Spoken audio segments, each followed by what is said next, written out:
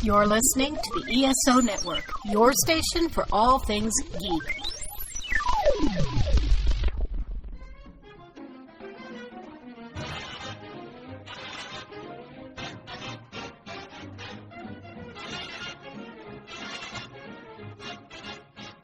Hello, world, and welcome to Tales from Hollywoodland, a veritable feast of movies, Broadway, showbiz stories, news and gossip, with Julian Schlossberg, Arthur E. Friedman, and Stephen J. Rubin. Today, we look at great TV shows. And now, here's Julian, Arthur, and Steve.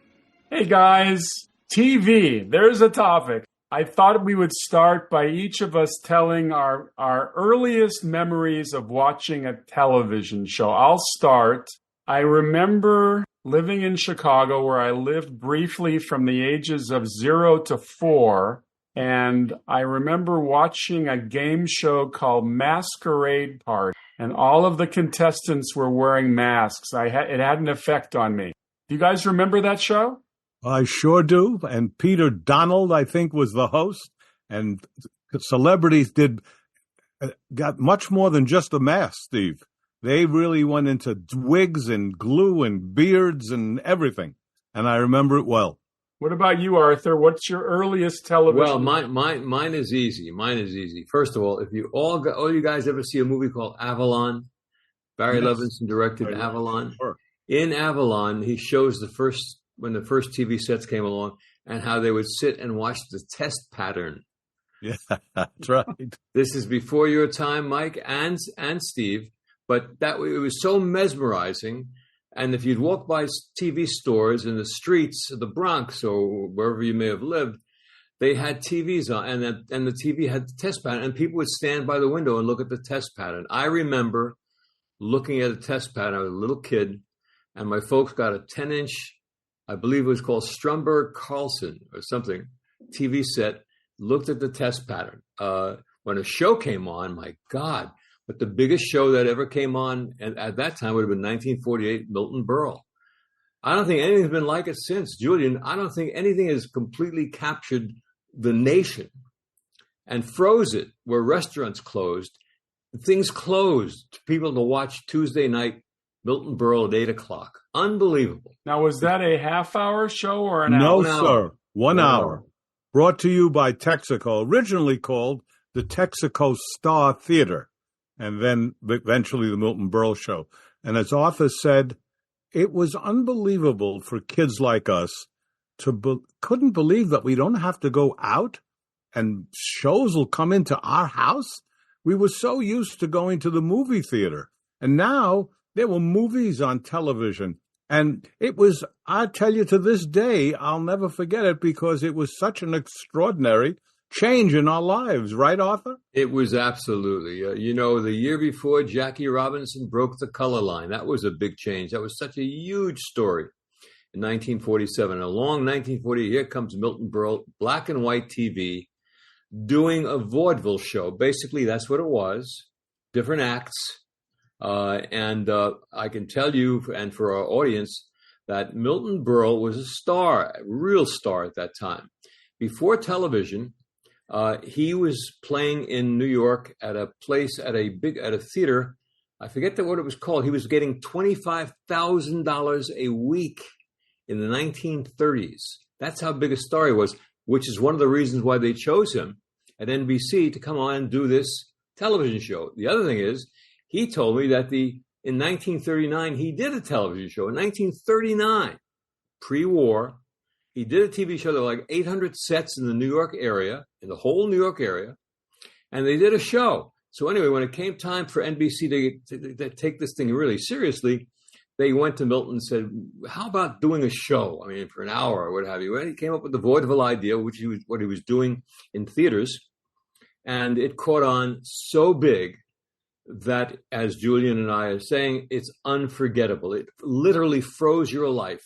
You sat down in front of that TV show and you were just transfixed on dog acts and seal acts and guys playing the piano and twirling plates and God knows what.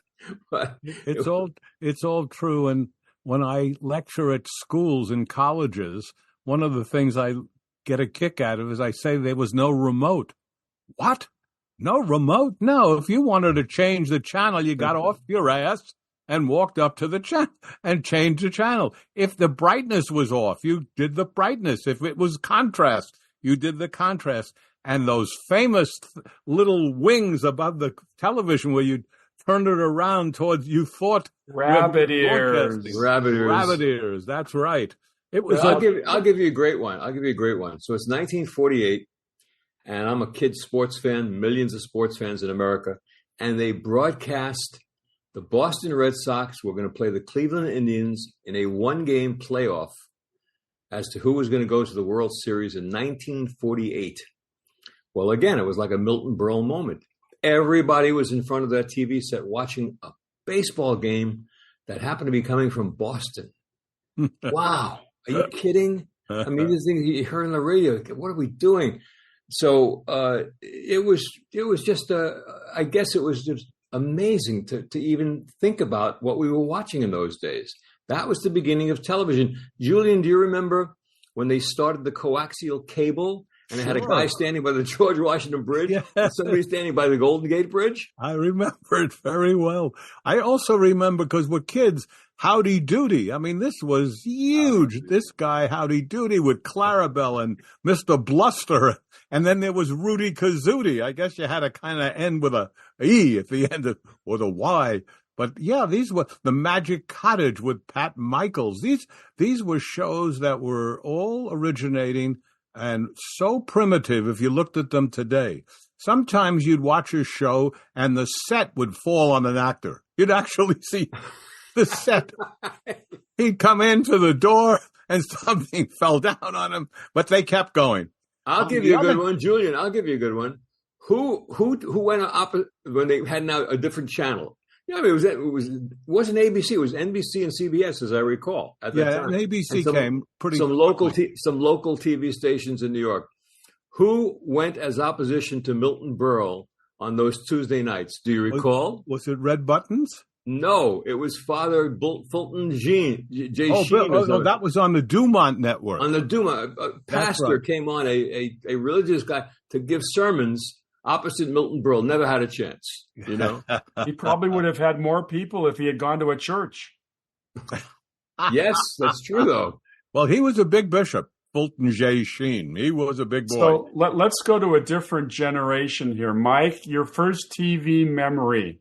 Well, my first TV memory is way old, way newer than you guys, since I'm so much younger. It has to be Sesame Street. But it was the very first episode of Sesame Street. It was like nothing I had ever seen before. And my parents were very much the type of generation, let's get the kid out of the way. Let's put him in front of the TV and everything.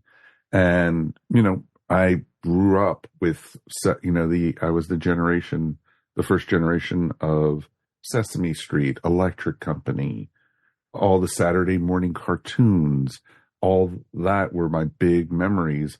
And then, of course, all the, early 70s sitcoms, All in the Family, Happy Days, Laverne and Shirley, Good Times, all. So, Mike, we're talking about the early 70s? Yeah. Well, yeah. That's, those are my earliest memories of TV. Right. Well, Sesame Street was the end of the 60s was when it started. And so I remember that. But I also remember, of course, being fascinated by, my mom used to watch this horror soap opera called Dark Shadows. And, it scared the living crap out of me, literally, at the time. And I used to hide behind the couch because it used to give me nightmares. Barnabas Collins was one of the most scary creatures on television at the time. It was pretty awesome. How about you, Steve? What are your early shows? Well, I remember being 8 years old, and I wandered into the living room, and my parents were watching a show called The Twilight Zone. And it was an episode called The Silence. And it took place in a private club where an older retired military officer was constantly being annoyed by this motor mouth.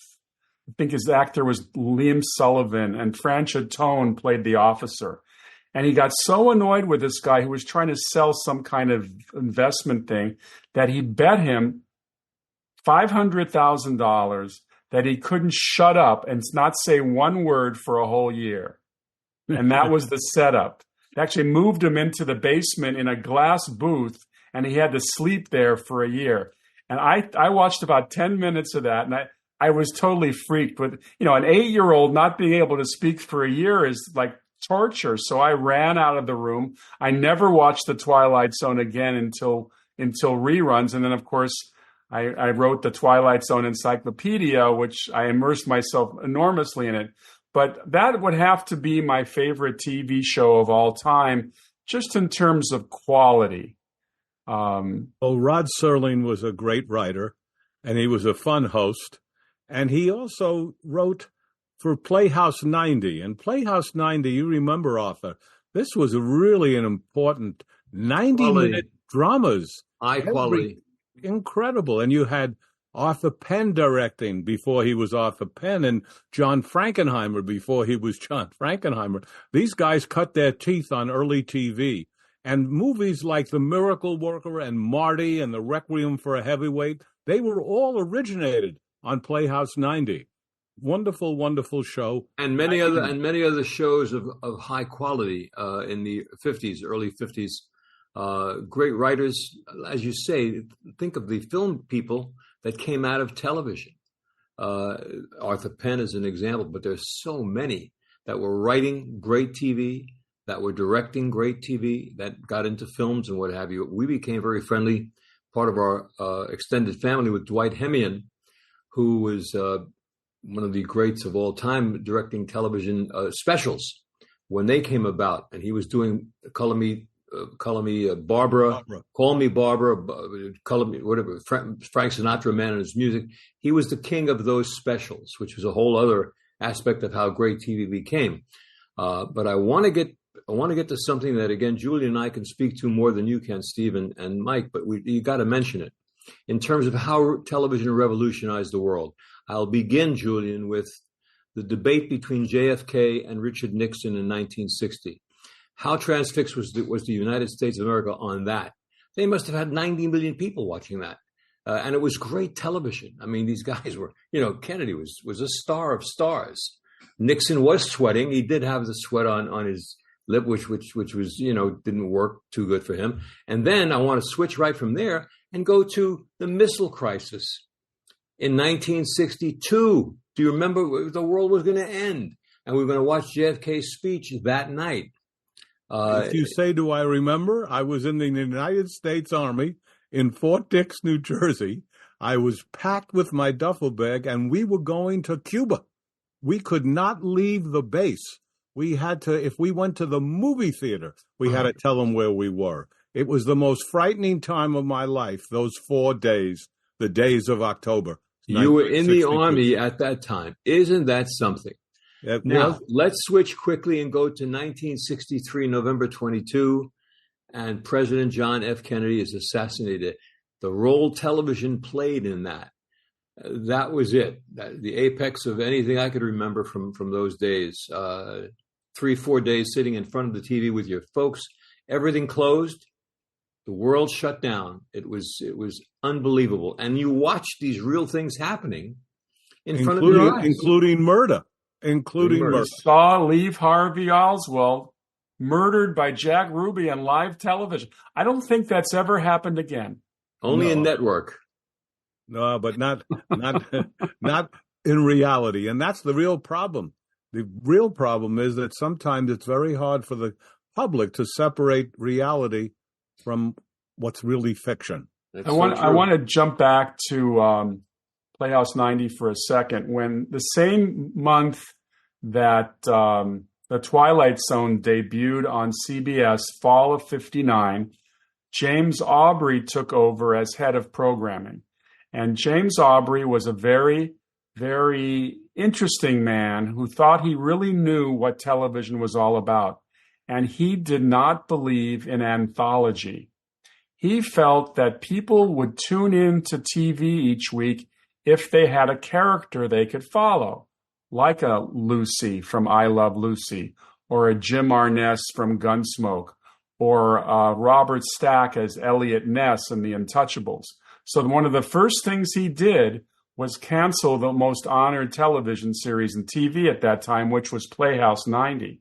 And in fact, even though the Twilight Zone stayed on CBS for 5 years, Aubrey tried to cancel it several times. And in fact, after the third season, he canceled the Twilight Zone and replaced it with a TV series called Fair Exchange, which was hardly that because it bombed in the ratings.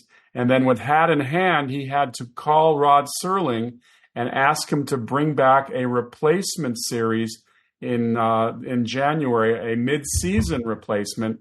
And that's how the Twilight Zone became a 1-hour show for a brief period. Well, and the thing we have to remember about Rod Serling, too, on top of everything else, is Rod Serling was a star.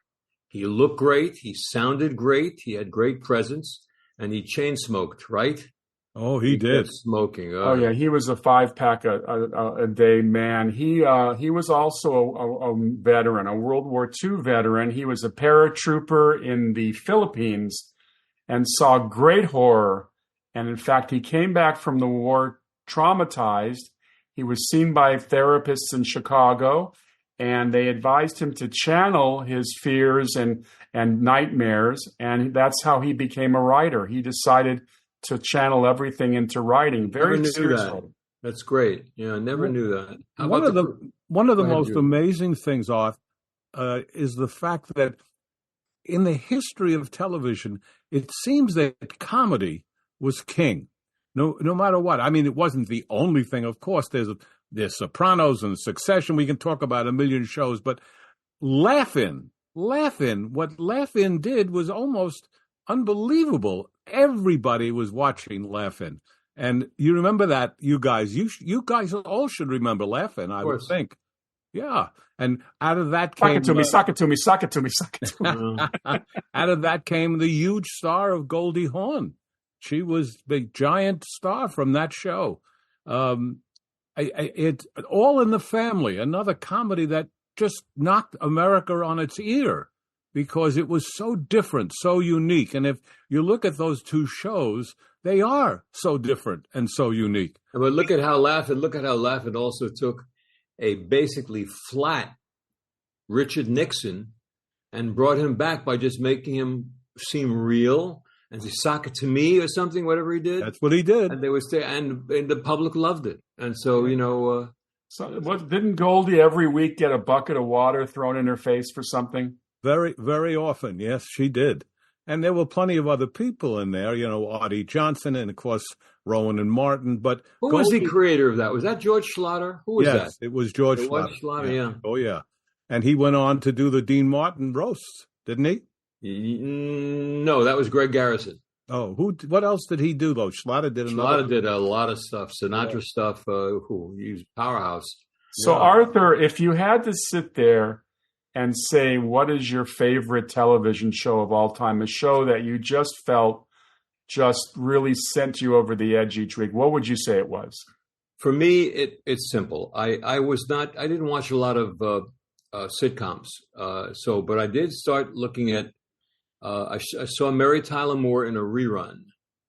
And I was so taken by it, how great it was, that I would watch the reruns of the Mary Tyler Moore show. Never have enjoyed anything more in terms of a sitcom.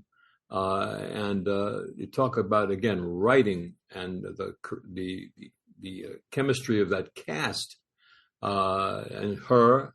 I love that show to this day. And if you've never seen the episode of Chuckles the Clown, you should all see Chuckles the Clown, because every time I've seen it, which could be 50 times, I laugh out loud.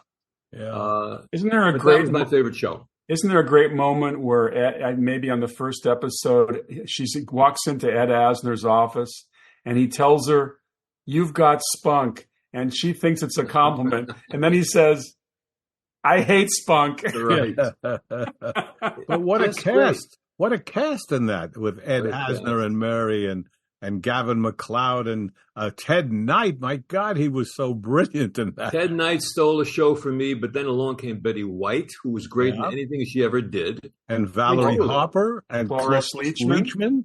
Yeah. I mean, it was incredible show. I think mine would be, though, probably Seinfeld. I've seen every Seinfeld.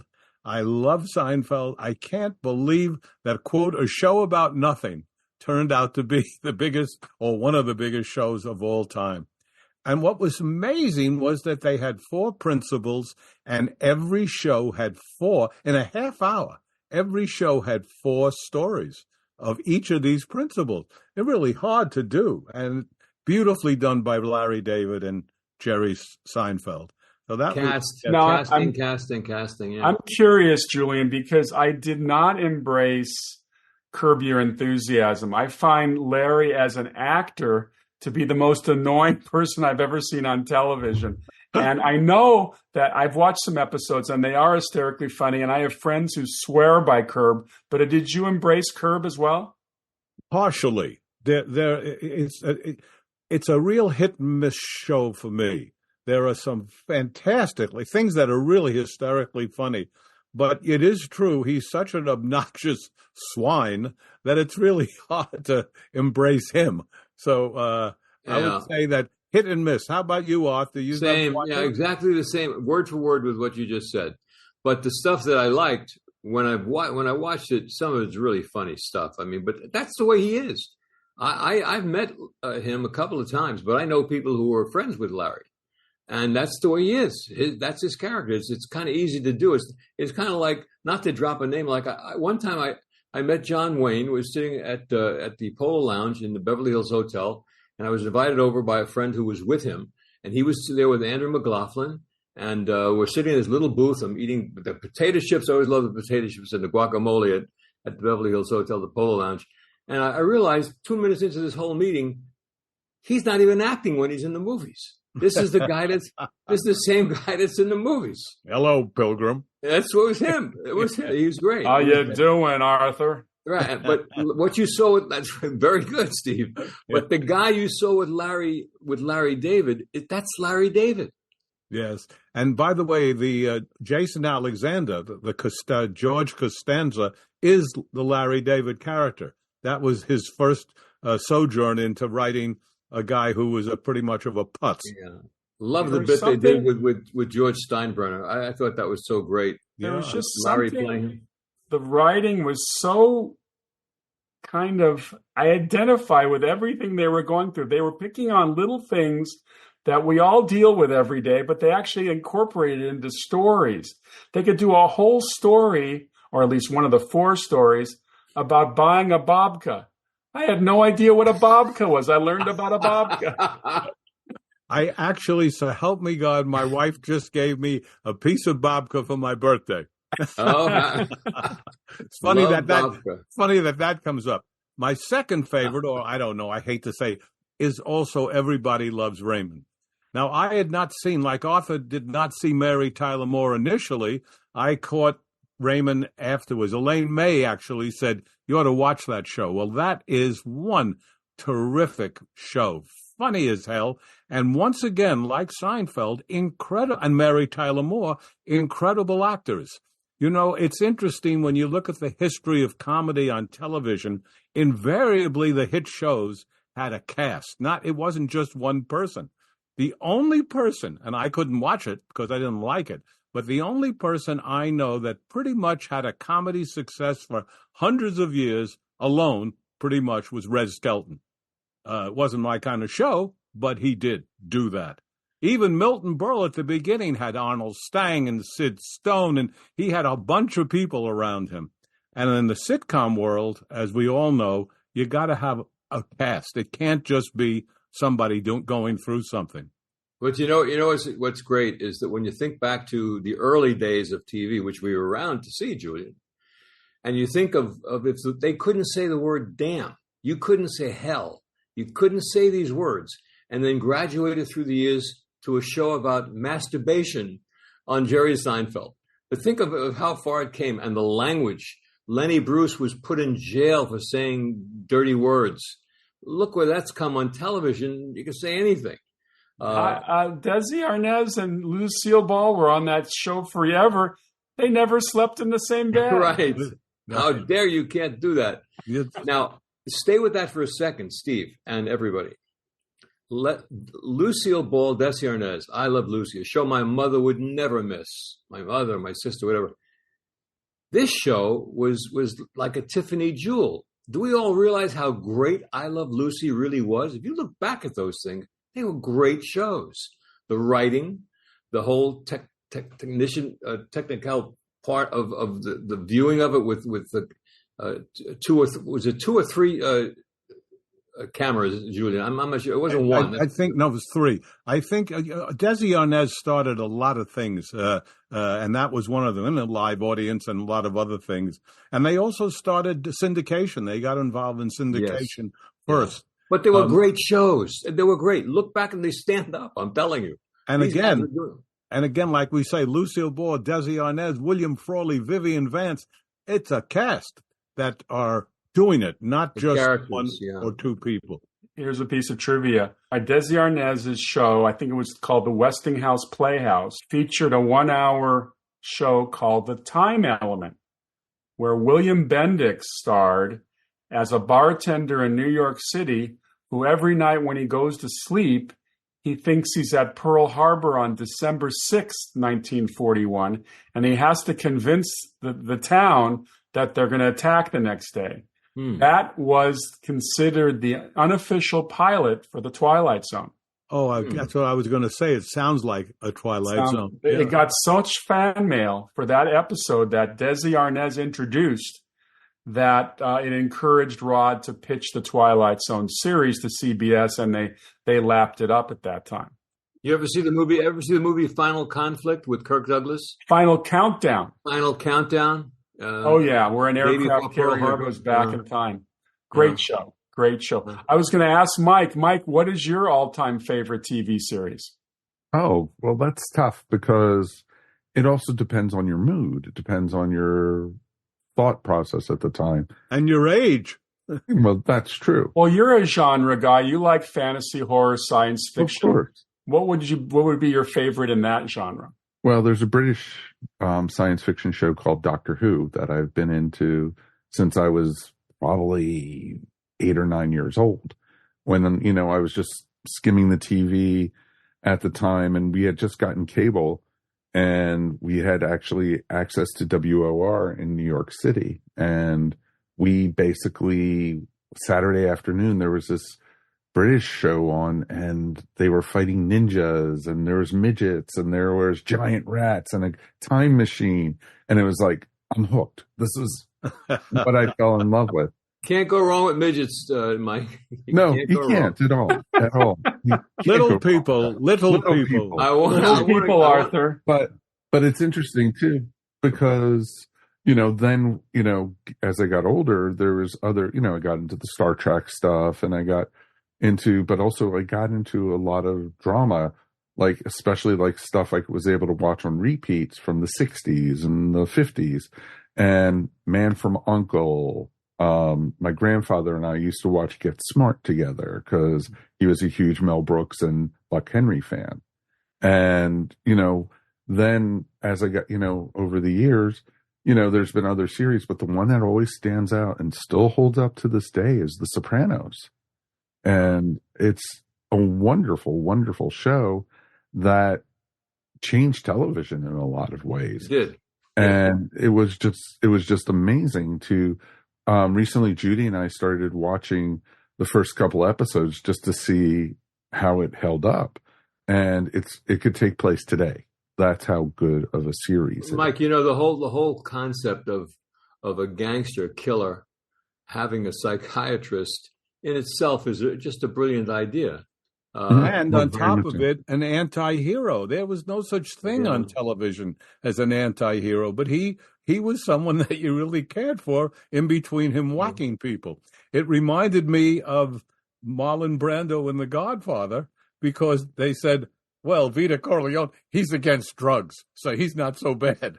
He's killing people. They're wiping them out. But because he's against drugs, he's a good guy, we think. That's right. He was also a family man, as was Tony Soprano. And I think part of that whole thing was you're dealing with a guy whose kids are going to school. His wife needs more money for the groceries. I mean, it was daily stuff. He's got to go out on the front driveway and pick up his newspaper. Yeah. No, absolutely. Did you guys ever hear George Carlin do the routine about war, the rules of war, where people sit around and have the rules of war and say, well, look, you can do anything you want, but you can't use mustard gas, okay? You can't, but you can bomb somebody. You can throw a hand grenade in their head, but no mustard and no bullets that are too big. They have to be. It's a brilliantly funny routine. Yeah. But it's the same thing as craziness. You know, he didn't do drugs, so that makes him a good guy. I want to mention something. I want to go back to Dwight Hemian, a man who was the first director of The Tonight Show with Steve Allen, and how Dwight told me these great stories of how it was everything was improvised. You know, Steve Allen decided one day, I want to walk out in the street and talk to people. That's where that all began. And they opened up the door to the Hudson Theater out in the street, went, how you doing? What's going on? You know, and that started all of that. Great shows. If you ever want to laugh, if you're ever down, guys and audience, there's a piece of Steve Allen in that show reading the sports section with a funny hat, and he becomes hysterical reading it and looking at himself doing it. It's out there somewhere on YouTube. But it'll make your day. It's also in my show that I produced with Steve Allen called The Golden Age of Comedy. It's Big Bill Allen. Big Bill Allen. And, of course, we knew that the sportscaster was named Mel Allen, so that was almost a kind of a jump on that. But Big Bill Allen cannot stop laughing. Can you stop laughing watching it? You can't stop laughing. You can't. It's impossible. And I used it in a very prime time place in our show. I did show 2 shows with Steve.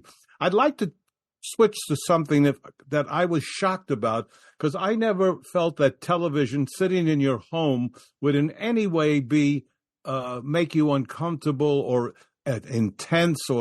But there were 2 shows, 24 with Kiefer Sutherland and Homeland with Claire Danes, are 2 of the shows that I don't think anyone can sit through without really getting your heart beating and intensity, which is shocking if you're sitting at home. Do you guys see either of those shows, any of the 3 of you? I embraced Homeland during COVID. We binge watched all of the Homelands, and it was a very intense show. It's funny that you mentioned Kiefer. We didn't watch 24, but we watched a show he did called Designated Survivor, where he plays, I guess I didn't know this, when they have the joint session of Congress for is it the inauguration or whatever, one guy cannot go to the Capitol. He has to stay in an office, because if a bomb blows up the Capitol and kills all the senators and congressmen and the president and the vice president, there's got to be one guy. And of course, what happens? Somebody blows up the Capitol, everybody dies, and Kiefer Sutherland, he's the assistant secretary of urban affairs or something like that, he's now the president. But it's not a comedy. It wasn't a comedy. I want to go to a genre of shows that are still around. In fact, they've been around from day one. Quiz shows. Game shows. They at the beginning. They never fail. Now they've reincarnated a lot of them that are still they're playing with new hosts and stuff. I worked with Robert Redford on a quiz show. I was Bob's person on theatrical distribution for quiz shows. So I got to see a lot of how it all worked. And I go back again. I say to Julian, because he was there. When certain quiz shows were on the air, the world froze. People watched it by the millions. God knows how many millions of people were watching 64, whatever these things were called, you know. $64,000 question. $64,000 question. And 21. And 21 was what Quiz Show was based on. Exactly. It was, Charles Van Doren versus Herb Stempel. Oh my God! John Turturro play Herb Stempel and Ray Fiennes. Ray Fiennes. Paul Scofield was in Redford's picture. Great movie, by the way. He was Van Doren's father, Mark Van Doren. Yes. Historian. If you haven't seen that movie, folks, take a look at Quiz Show. It's great. But who the hell knew when we were watching that these things were rigged? That's the whole puzzlement of Quiz Show. Here's the funny thing. The game show producers were Jack Barry and Dan Enright. I went to work for Jack Barry and Dan Enright when they introduced a show called The Joker's Wild, which was the slot machine show where the Joker. I had been a contestant on The Joker's Wild in 1973, and then I found out they were looking for writers, and I got a job writing for them. And writing for a game show was an interesting experience. Tell us what you wrote. Some of the things you wrote, Steve. What would you write for one of those shows? As an example, for instance, we had sometimes you would get into trouble. For instance, we had a category on I think international cities, and the question that we would ask the contestant is: the capital of the Philippines is known as the Pearl of the Orient. And the answer we were looking for, of course, was Manila. And we later got letters from people explaining to us that in 1973 or whenever, they had changed the capital from Manila to Quezon City. So we had all these letters. And then another show, I learned how to write a question. We had a question, I think it was in animal movies. The question was, a movie that starred George C. Scott and Trish Vanderveer had two animals named Alpha and Beta. What kind of animals were they? Porpoises. Well, that's interesting you should say that, Julian, because the title of this movie was Day of the Dolphin. So we called the contestant wrong when they said porpoise. Now, we got letters from ichthyologists or whatever those fish experts were saying that in the sea, porpoises and dolphins are the same creatures. They're interchangeable. So we had to bring that contestant back we called wrong. But I learned that when you write a question like that, you have to start by saying, according to the title of this 1974 movie. It's the according to, huh? Right. Well, we should point out, because it's really interesting, there's no question that 21 and Tic-Tac-Doe were fixed by Barry and Enright. But the $64,000 question, which gets lumped in there, was not. In fact, so much so that when it was proven that it wasn't, they brought back, and since it was later, it was now the $128,000 question. Yeah. And it went on the air. But it was interesting that happened. An evolution, but they were very, very successful, public-loved game shows, and they do to this day. Oh, yes. I want to step back. If I can, to... just let me say one thing, if I may, and then I'll shut up. Game shows are also great for everyone involved because they're cheap to produce. They are cheap to produce. You guys also remember how popular shows like Who Wants to Be a Millionaire was with Regis Philbin for quite some time. And it got so popular, they put it on every single night of the week. And took care of its popularity immediately. Exactly. You guys know the most successful form of making money on television for over 60, 70, 80 years. The cheapest form and they make money, they make fortunes, is local news. Local news. One set, same people, and the news, it manufactures itself every day. And you look at a lot of local news stations. How many times can you see a 7-Eleven robbed? In LA, we don't call it the local news. We call it the local bad news. Local bad news. Well, that's true of all the cities. They go with bad news. I want to go back to the Tonight Show. So it started with Steve Allen nationally, and then it went from Steve Allen, which was great stuff, to Jack Parr. It was great stuff. Jack Parr was a terrific host, very popular in those days. And then it finds its way to Johnny Carson, who, as I've talked so many times about, the elite of the elites. And here came Johnny Carson. And boy, did he knock that thing out of the park. For 30 years, There was nothing quite like it before or since. No one's really been able to capture, the magic of what he did. So there's the Tonight Shows. Also, by the way, huge money makers, because they've got that one set, and the guests are being paid minimum, and they get the biggest stars in the world on the show for that amount. But it worked as a concept. The sofa, the chair, the desk, brilliant in simplicity. Being a World War II buff, as I know you are too, Arthur, as a young person, I learned a lot about history from watching certain shows and just getting into the minds of soldiers. And in '62, the fall of '62, during the time of the Cuban Missile Crisis, ABC put on Combat with Vic Morrow and Rick Jason. And for 5 years, my dad and I watched that show voraciously every Tuesday night. And they fought World War II in France. I mean, in reality, it only took about 6 months to capture France, but in TV, it went on for 5 years. Well, it was a great show. Yeah. Great show. And then I'll mention one other series, a mini series that went on in early 2000 called Band of Brothers. And Band of Brothers, to me, is probably the greatest miniseries I've ever seen, just in terms of intensity. Julian, you talk about the intensity of Homeland. Band of Brothers with that Spielberg type of camera work was pretty amazing. One of the things we haven't mentioned was how great in the 50s, 60s, 70s were the comics who had their own show. Jackie Gleason and Phil Silvers and Burns and Allen and Jack Benny, Bob Hope, all these people who came from radio and, as Arthur said, often vaudeville, then made it to television. And it was really quite popular to watch these shows on a weekly basis. Hard to believe now when they have series that go from 8 to 10 shows that these people were doing 39 episodes a year. Yeah. 39. I mean, think about that. The grind that would be to every week have to turn out a new show. But they had these guys, Julian. You take a show as an example, the Phil Silvers show with Sergeant Bilko.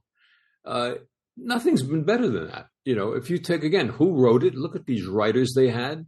Nat Hiken, one of the great comic writers. Oh, Julian, you were associated with reviving interest in one of the greatest shows of all time, the Show of Shows. Which was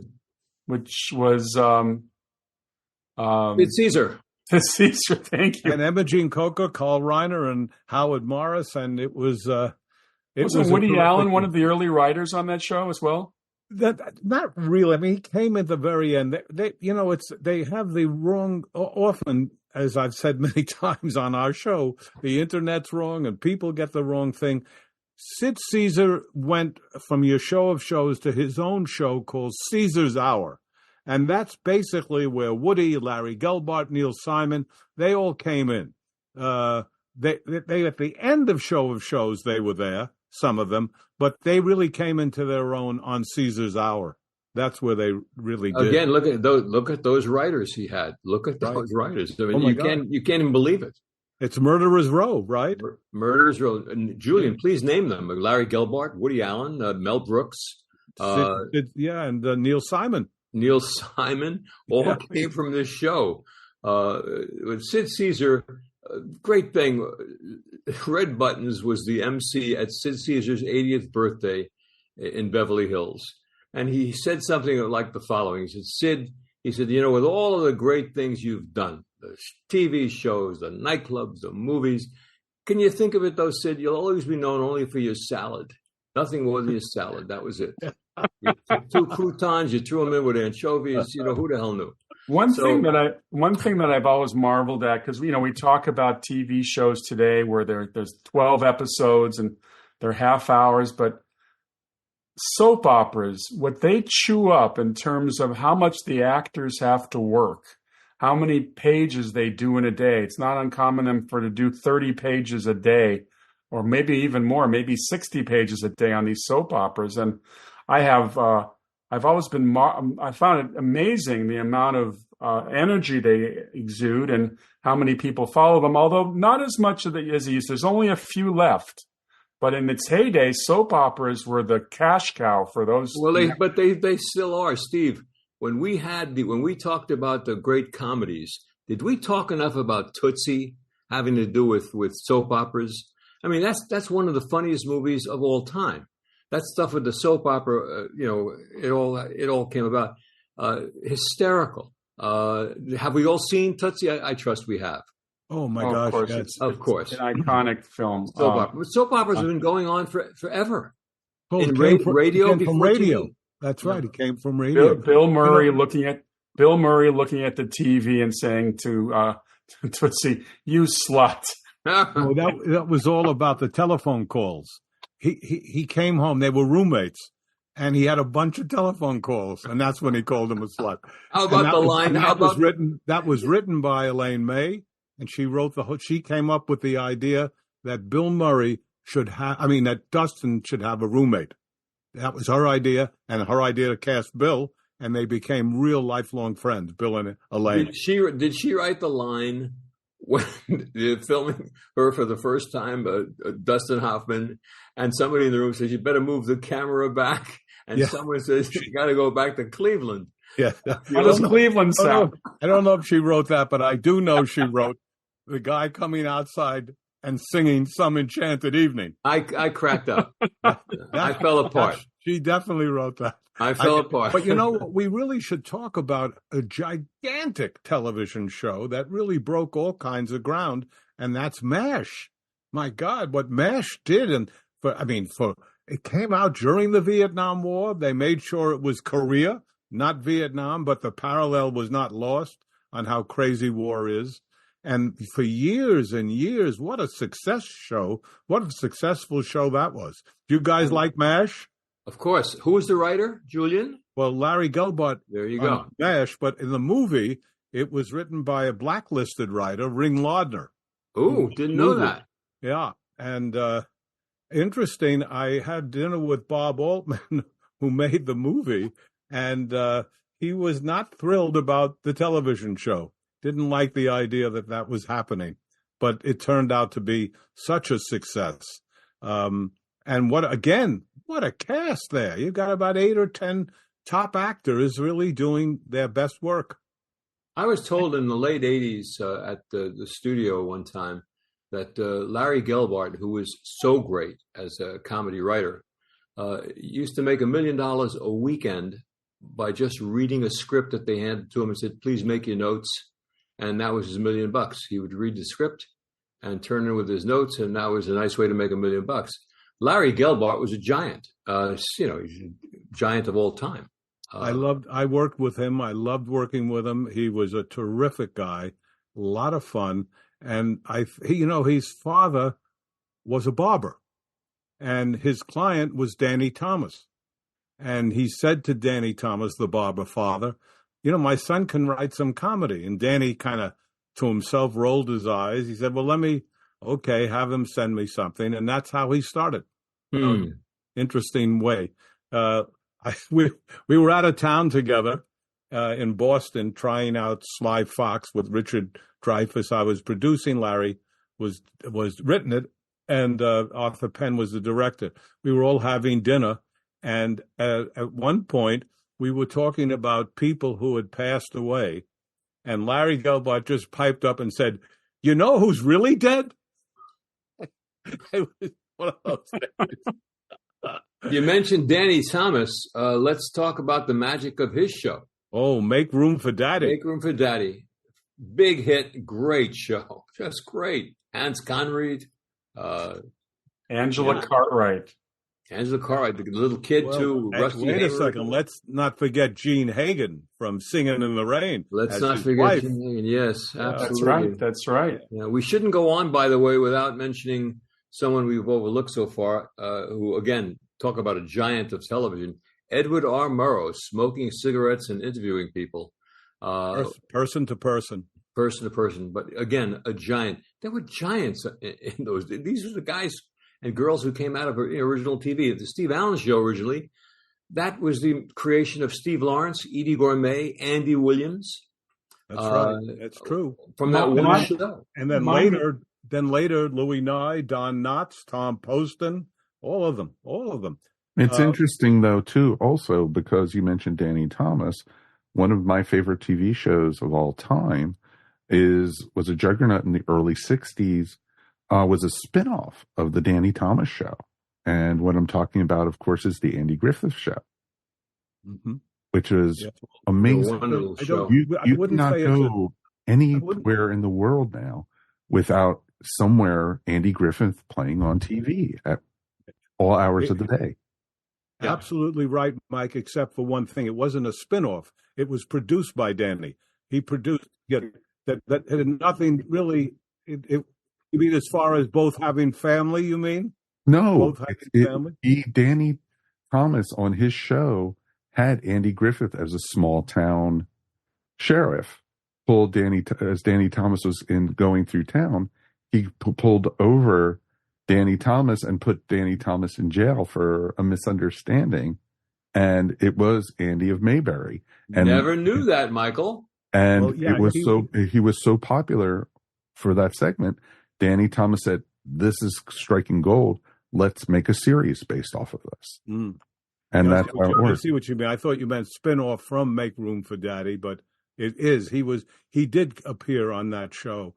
Well, Danny also had Dick Van Dyke. He had the Real McCoys, and his partner was an actor named Sheldon Leonard, who was in It's a Wonderful Life, amongst many, many other things. He was the bartender.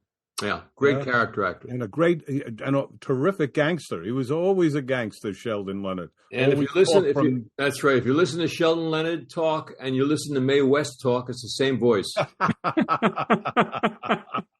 don't you come up and see me sometime? But I'll tell you, I think go ahead, Julian. I was going to say, we should say that Sheldon Leonard produced I Spy. And I Spy was the first time an African-American was a star with a co-star. The two stars were Robert Culp and Bill Cosby. And mentioning Cosby, even though he's certainly not a name to mention now as far as the public is concerned, that show, Cosby, swept the nation for years and years. It was before it went on the air, there was an article in TV Guide that said the sitcom is dead.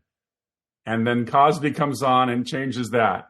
Yeah. I have to talk about a genre that was all over the 50s, and I certainly moved on from Masquerade Party Westerns. There were probably 40 Westerns on TV at one point. You couldn't move between Cheyenne and Bronco and Rawhide and have Gun Will Travel and Bat Masterson.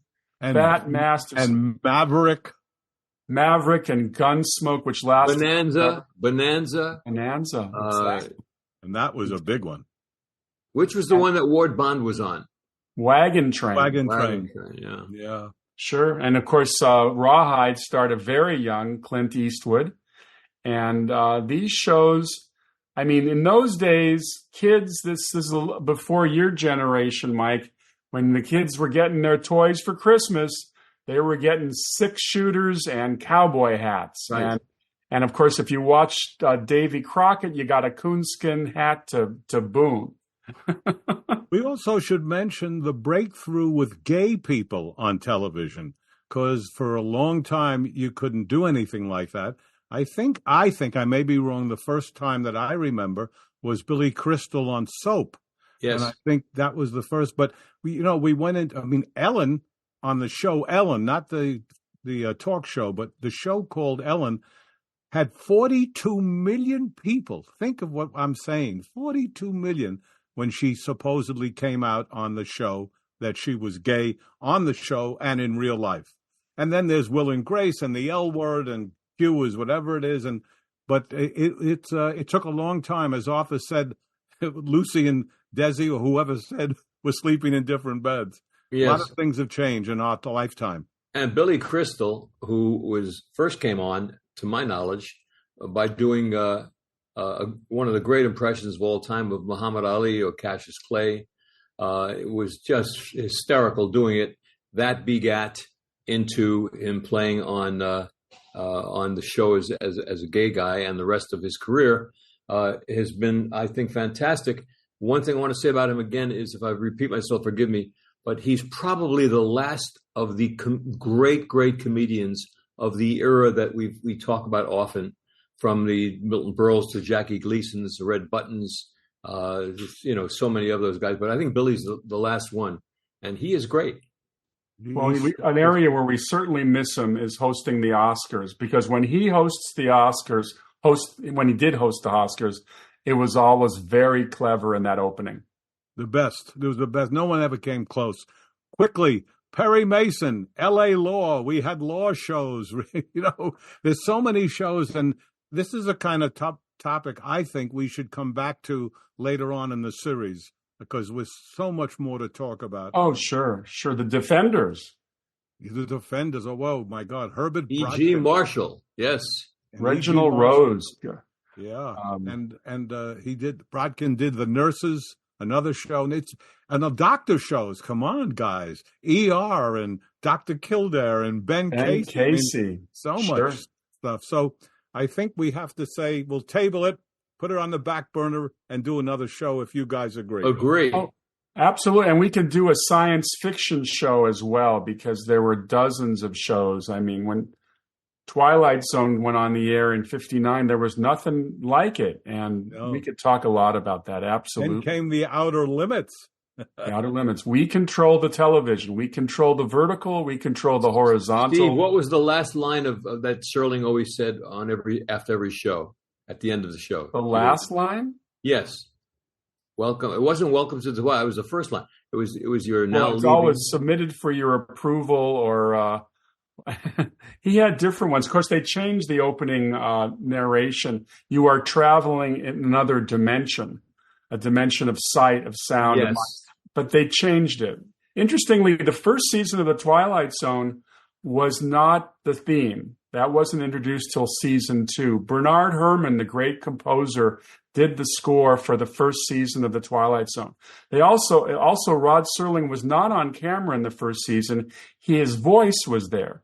But remember what I was telling about James Aubrey insisting that they go to shows which featured actors rather than, the same actors.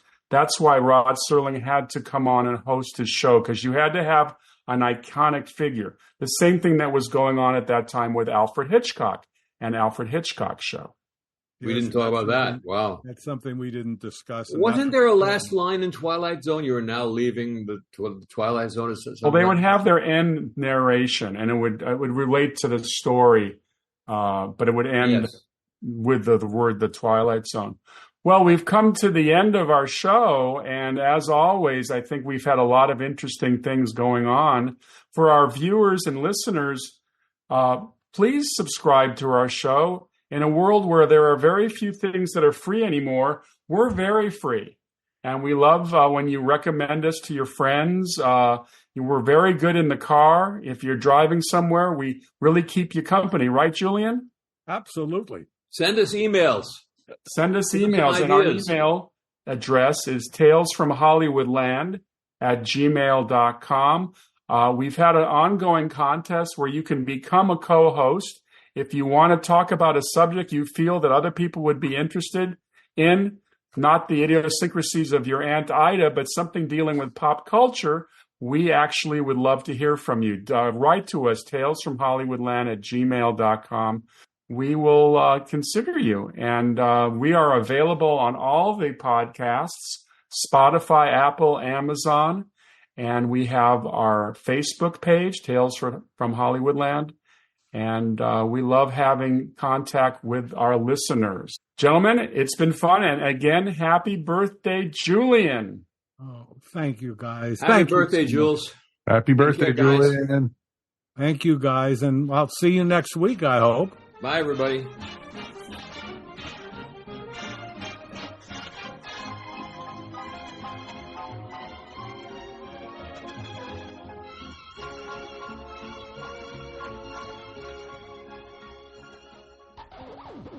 We are the Cigar Nerds, bringing nerdy sophistication and geeky indulgence on all topics, including movies, video games, science, and pop culture news, all from the Nerd Cave Cigar Lounge. Find us on iTunes, Stitcher, Google Play, and wherever fine podcasts are found, including ESONetwork.com and CigarNerdPodcast.com. So fire up a cigar. It's time to get nerdy. This has been a broadcast of the ESO Network. Be part of the crew and help support our shows by donating to our ESO Patreon or by shopping at the TeePublic store, which can all be found at www.esonetwork.com. The ESO Network, your station for all things geek.